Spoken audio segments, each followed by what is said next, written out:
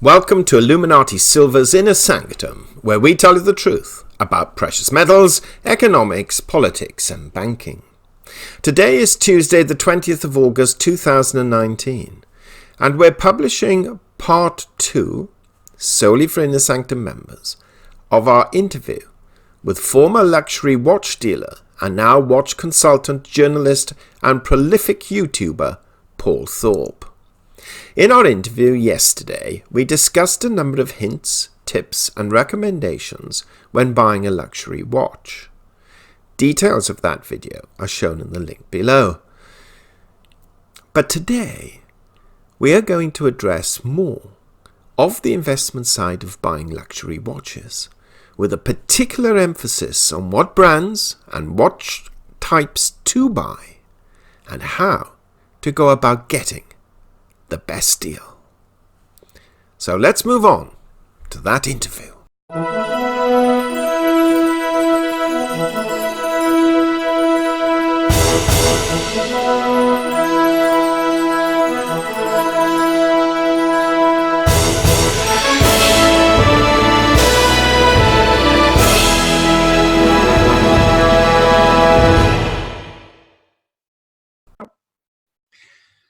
Paul, now there are some more specific questions we would like to ask, which are for the benefit of our Inner Sanctum members and perhaps geared more towards investment. You've mentioned in at least one, but more than that, of your videos, that Rolex are attempting to upscale its prestige with a view to competing with the likes possibly of Patek Philippe. How seriously do you hold this view? And please explain to our members why you believe this is the case, and what benefits there are for Rolex to actually do this if they do eventually succeed.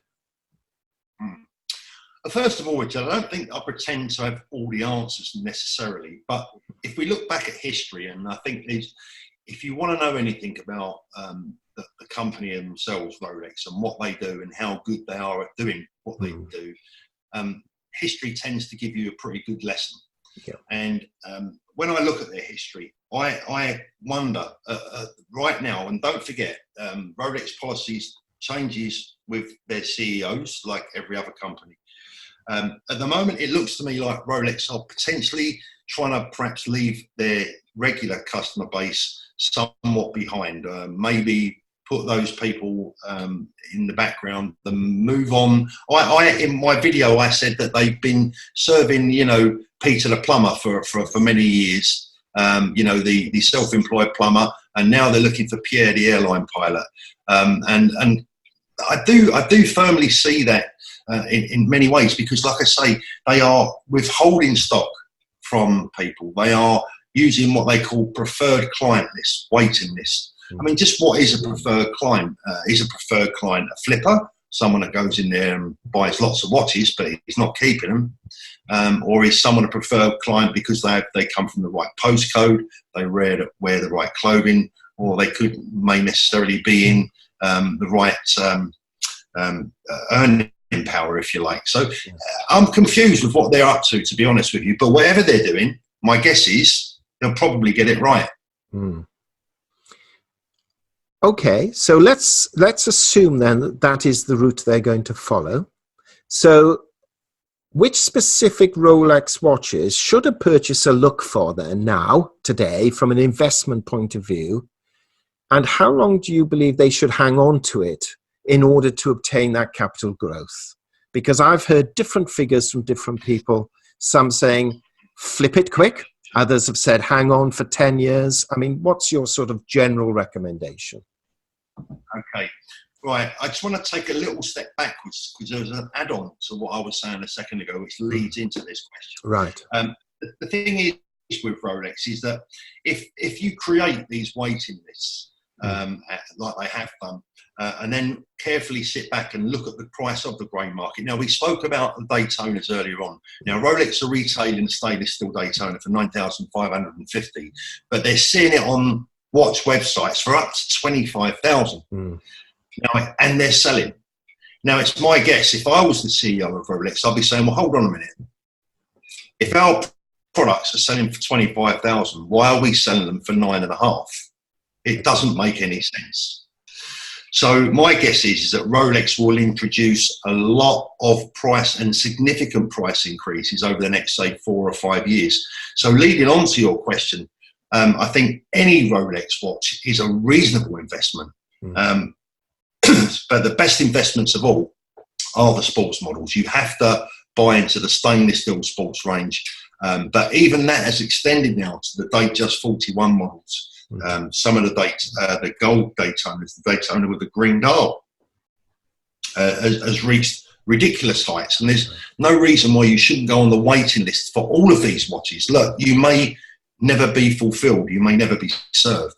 But if you're not on the waiting list, if you haven't bought a ticket, you're not going to win the lottery. So my advice would be to get on the waiting list for any of the GMTs, any of the Still GMTs, any of the submariners, any of the Still sports watches. You're quite safe to go on the waiting list, and if that watch comes in stock and you can go and buy it, go and pick it up, because you can flip it tomorrow for a profit.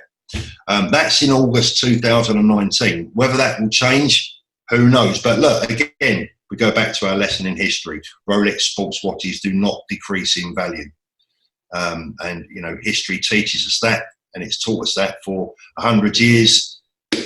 And it's a lesson that, you know, we should always bear in mind. So what particular model should they go out and buy? Well, Submariner, non-date Submariner, GMT, Yacht Masters are okay. They're not the greatest. Sky Dwellers, a good investment. The Blue Dial is much more sought after. The BLNR, the Batman, they call it, and then the one with the Jubilee, the Batgirl, they call it. All these watches, long waiting lists.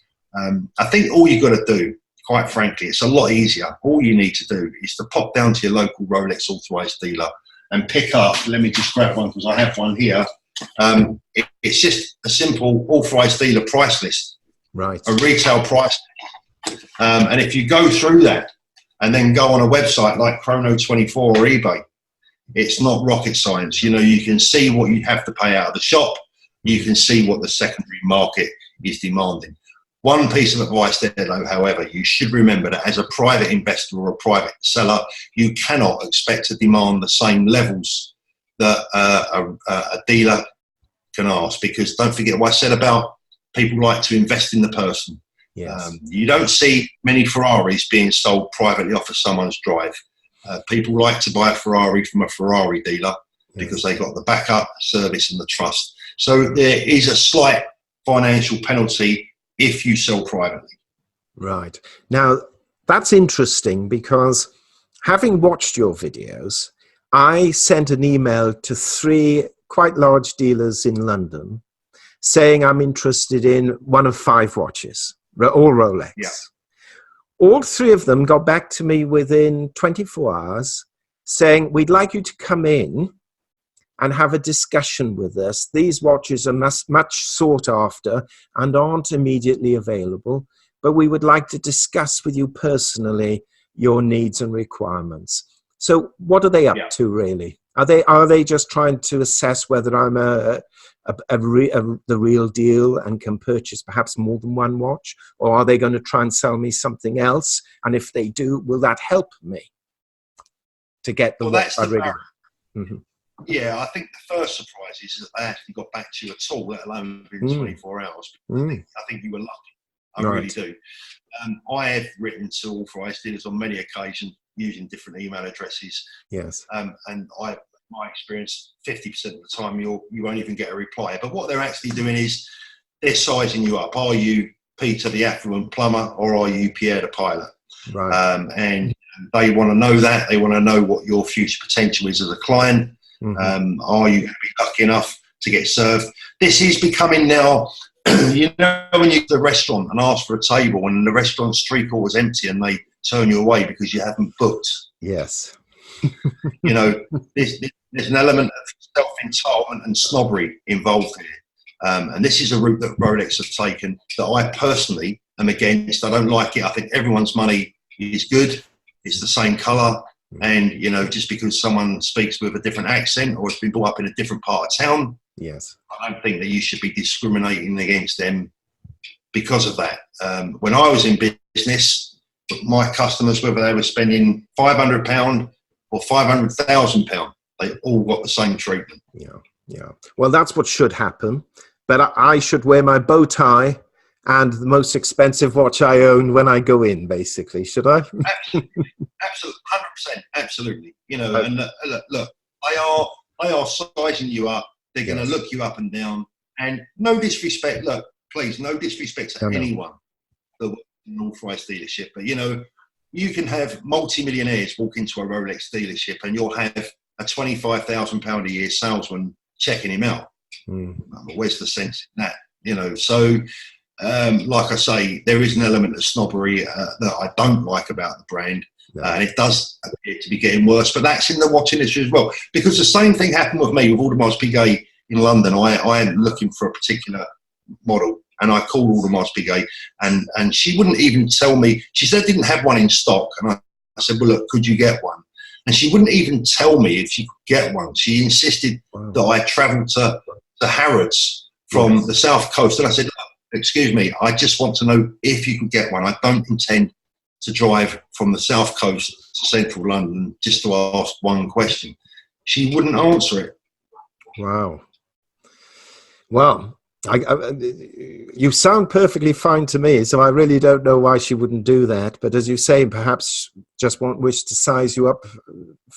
Yeah, it's like I say again, I think it's good for their reputation. They build myths around their brand. And like I say, without repeating myself, it's the restaurant that's half empty that asks you if you've booked. There's plenty of room at the table, but that's not how they want to be perceived.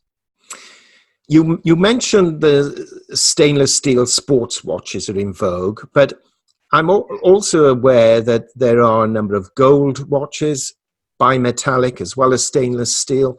Is the gold worth paying the premium for the gold watches when it comes to resale value generally? Or are you really paying over the odds because you're overpaying for gold? Oh, that's a difficult question to answer, because in some cases, yes, in some cases, no. I mean, again, if we look back at history, I mean, you have to remember that when the Rolex Daytona was first introduced, Rolex couldn't sell that watch. It wasn't a very popular watch at all. And I don't remember the reference number off the top of my head, but they bought one gold model out, one of the first, with the Paul Newman dial. And this is a watch they could virtually, they were begging people to buy. Those watches are reaching like €500,000 now, which is even more expensive than the stainless steel equivalents from the same period, a lot more expensive. So there's a case there that you could say yes, because fewer were produced. And I think when you're looking at Rolex watches, or any watch brand in particular, but we keep talking about Rolex, but like it or not, they are among the top two in the world. From an investment point of view, and value retention is just as important. Value retention. Yes.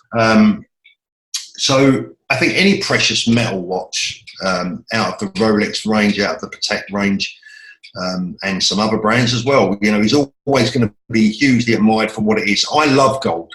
I think it's a beautiful metal. It's a precious metal. I've always been an admirer of gold. Yes, it can look a bit ostentatious, but it has a feel and a warmth to it that no other metal has. As you appreciate, our channel is basically dealing with those interested in stacking gold and silver, whether it be coins or jewelry or bars or whatever, for investment purposes. But I haven't noticed many silver watches as opposed to stainless steel. Why do you suppose that is? They focus on gold, you have bimetallic, you have stainless, but very few silver watches. Is there a reason for that? Do you know something? It's a good question, because years ago, but I mean, if you go back into the 20s, 30s, First World War, if you go back to sort of, the First World War period up to about 1950, maybe a little bit earlier, end of the Second World War, there were a lot of silver watches produced, and silver was a metal that was used quite heavily in the watch industry. It died, whether it be from a fashion perspective, I don't know, but it's not popular today. They don't do it. I mean, silver patinas in a very peculiar way as well, unlike gold. And I think that probably has something to do with it. and we all know what happens to silver when it's left for many, many years. If it's a coin, it's beautiful, yes, and should never be touched. The watch case, it won't look so pretty. So, you know, if you've got a beautiful, I know I'm not so up on my coins, but if you've got a beautiful crown or a Gothic Victorian crown, you know, that's got that beautiful dark patina to it, there's nothing more beautiful. But if that's a watch case, you're probably going to want to polish it. Yeah. And I'd agree with that. I mean, that's the only reason I can envisage why there are so few silver watches. I did purchase a long time ago a watch from a company called Gems & Co., which was a solid silver bracelet and surround watch. And I have to clean it. Otherwise, it looks terrible. It looks absolutely awful. Yeah, this is one of the things with stainless steel watches, that, you know, they are so manageable and they're so resilient. Particularly, again, I have to say again, Rolex, one of the marvels of the Rolex watch brand. I've seen watches that look like they've been run over by a bus, and I've seen them when they come back from Rolex after they've been sent to hospital and are fully recovered. And my God, you would never even know that there'd been a scratch on it. The metals that they use is fantastic. It's very, very robust, and they'll last forever. They'll outlive us all. We mentioned gold and precious metals, but I'm also aware that you can obtain watches with diamonds. And these seem to be very popular amongst footballers and sort of stars and so on. Would you say generally a watch with diamonds are a good investment, or is one really paying over the odds for this show-off edition, would you say? Well, that will greatly depend on the brand again. I mean, funny enough, I was talking to someone earlier on about Floyd Mayweather's watch collection that I've looked at quite closely. Now, we all know who Floyd Mayweather is, world champion boxer. Absolutely. One of the richest guys in the planet, on the planet. And most of Floyd's watch collection is diamond encrusted, but it's been set by a jeweler outside of the factory. Now, of course, look, if you add 25 carat of D-color VS1 stones to any piece of jewelry, it's going to increase its value, because you're putting, you know, hundreds of thousands of pounds or dollars into that piece of jewelry. Having said that, would it be attractive to more people or fewer people? Well, it's probably going to be attractive to fewer people. But diamond watches in general, if they're factory set or if they're set properly and with the right quality stones, will always be desirable, and they'll always find a home. And that is why you see the footballers and the film stars and, you know, the people in the music industry, they've got the money to throw at these objects and haven't necessarily got to worry about how much they may lose when they sell it. Right. We've mentioned watches for investment purposes, and you've emphasized obviously Rolex in particular, because that's the one that's hot at the moment. But if I'm looking to purchase for investment, what watches should I avoid amongst the premium brands? Because I have heard on YouTube there are a number that do depreciate quite rapidly. So what would you say? Avoid these if you're only looking for investment purposes. Well, how high and how low do you want to go? I mean, ultimately, you know, you can't buy into brands like Breitling, Omega, Tag Heuer, Cartier. You know, where does the list end? You can't buy into those brands looking to make a profit or even get your money back. It's not going to happen. Right. I think it's a lot easier. It's a lot easier, Richard, to state the brands that you can safely buy it. Right. And even then, you have to be a little bit careful. I mean, Patek Philippe, number one, Rolex, number two. Having said that, you could change that around and say that, look, your money is safer in a broader range of what is within the Rolex range than it is the Patek range. But you've got to be at stellar brands, Breguet, Rolex, Patek Philippe, A. Lange & Söhne, brands like this that are stellar watch brands. They make beautiful pieces of machinery and beautiful pieces of horology, but Rolex are not the best watch in the world. Right. They are the best watch brand. You know, you can walk out and ask 1,000 people, Patek Philippe or Rolex, and they'll go, Patrick who? Yes. So, you know, this is the thing. So My advice is always, look, if your concern is money. You see, as a former watch dealer, Richard, I was never really interested in having any money around me. I didn't want money. I wanted watches. Right. And the more watches I could buy, the more money. It was a self-fulfilling cycle and prophecy. Right. If I had a really good weekend in my shop and you might have taken, I don't know, 50, 60, 80, £100,000 in one day, Yes. the first thing you want to do is you want to get out and you want to spend that again. You want more watches. Mm-hmm. Because it's the watches that perpetuate the profit margins. Yes. Rolex, and that's the way it is. And on the flip side, as a collector or someone who appreciates good watches, and again, sort of up to say £10,000, which I think is the sort of money aspirants can realistically get together. Sure. Obviously, for a millionaire, then you can go for a Jacobs and Co. and pay $500,000. But That'll be a that would be a cheap one. Yeah, absolutely. So, I've thrown one or two brands at you, like IWC, for example, and we've mentioned Omega and Breitling. Are these all perfectly reasonable watches? If I want to have an array and spend up to, say, 10,000 on a little portfolio, or maybe 20,000 on a portfolio, would you go down that route generally, would you say? If I was building an investment portfolio, and Yes. and I do this for my clients, and I'm not touting for work because I've got too much on already, but I do build investment portfolios for customers. Yes. The watches 99.9% turn out to be Rolex. They do. Having said that, there's nothing wrong with buying watches that are part from your heart and part from with your head. Right. The key with watches is always in the buying. It's never in the selling. The selling takes care of itself. Mm-hmm. The key is always in the buying. So if you're going to venture out into wonderful watch brands like IWC, I absolutely admire and I really like the IWC brands. It's one of my favourite watch brands. I love Piaget. I think Piaget have some wonderful designs. The bottom line is you have to buy them right in the first place.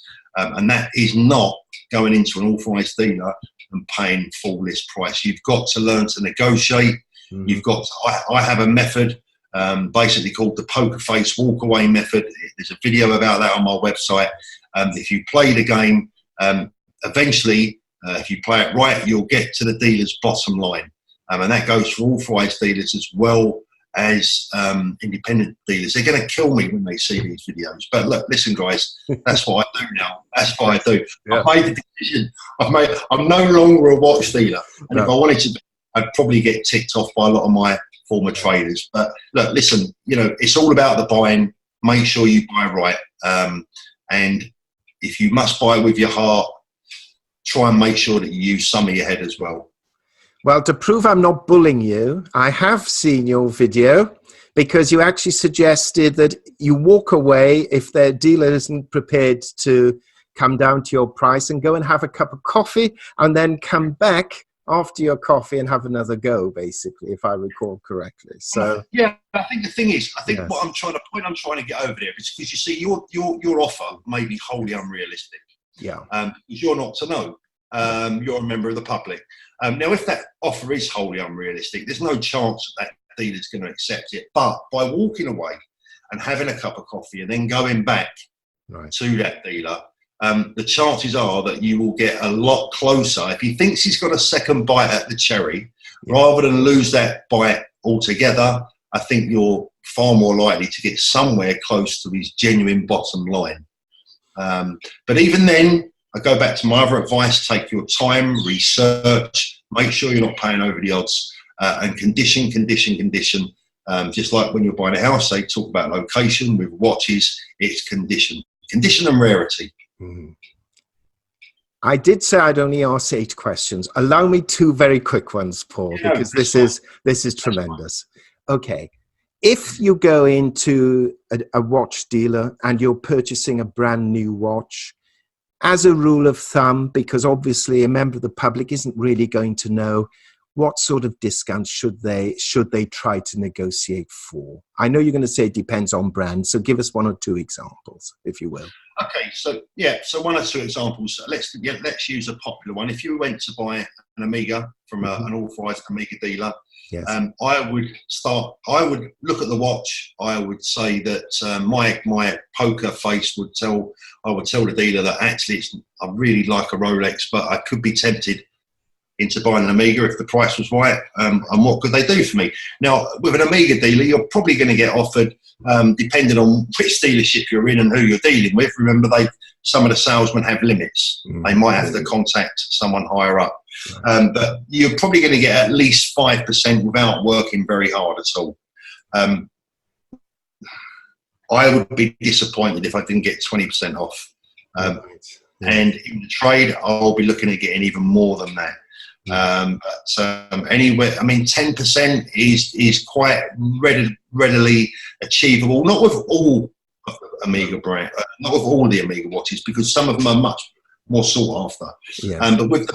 But I've spoken before about shop window watches, and the shop window watch is a watch that's in the shop window. In other words, there's no waiting list for it. There's no high demand for it. It is a shop window product that can be bought by anyone walking past that window. So look for 30%. Tell them that you've been offered this watch for 30% off online. Right. And see what the reaction is. If you don't ask, you won't get. And perhaps the second most important question. The first is buy right, but the second is where to sell them. Where do I sell my watch that has appreciated considerably in value? Where's the best place to go? Well, the best place to go, in my opinion, is the safest place to go, and that is to your local, recognised and trusted dealer. And the way there is going to be a penalty for that, because obviously he has to make a profit as well. But you're actually invested in your dealer again, Richard. What you're doing is you're going to, and you're saying, look, I want a nice, safe transaction. I don't want someone around my house that's going to end up robbing me. I don't want to meet someone in a motorway service station. I don't want to meet someone in a pub. You know, I want this watch sold. I want the money, and I want a guarantee that when I get paid, the money's going to be real and tangible. So that's the penalty, because the dealer then takes that responsibility and that risk. So my advice would be to take it to a trusted dealer. The way to get the very best price of all is not to force that dealer into actually making the purchase. Let him sell it for you on a commission. So say to him, look, how much do you seriously and honestly think you can achieve for this watch? If he says, for argument's sake, £10,000, well, what's a reasonable commission out of that? Bearing in mind that he's got VAT and tax to pay. Yes. I would say that, you know, a 9,000 return on a £10,000 sale would be fair, because he's going to lose 20% VAT, 40% tax, rent, rate, staff. There's not a lot left. No, that's very fair. So in a nutshell, go to an authorized dealer, wear your best clothes, wear your most expensive watch so he sees you have the money, perhaps be willing to purchase other watches that he has to get some form of priority on a list if there is a waiting list. Would that be fair, or is that too simplistic? No, it's not too simplistic. I wouldn't recommend that you throw money at a hope. I wouldn't recommend that you buy watches that are going to depreciate or that you don't want. I mean, listen, there's no value in buying 5 shop window watches in the hope that one day you might get a shop, limited edition, or a watch that's going to be sought after. My advice: to try and take the power back from the dealers a little bit and say, look, if you're not prepared to serve me, that's fine. I'll just go elsewhere. Yes. And if they hear that enough, ultimately they might open their ears and think, you know what, maybe we need to start treating the public a little bit differently. Our subscribers, some of them invest in equities, and as you're obviously aware, stock markets have risen quite dramatically over the last 10 years or so, or certainly 9 years. Is the Rolex price bubble going to burst? This is the last question. Is it going to burst? And if it is, when? No. History. Look back at history. You know, I keep saying the same thing. But history has taught us all the lessons we need to know about the Rolex brand.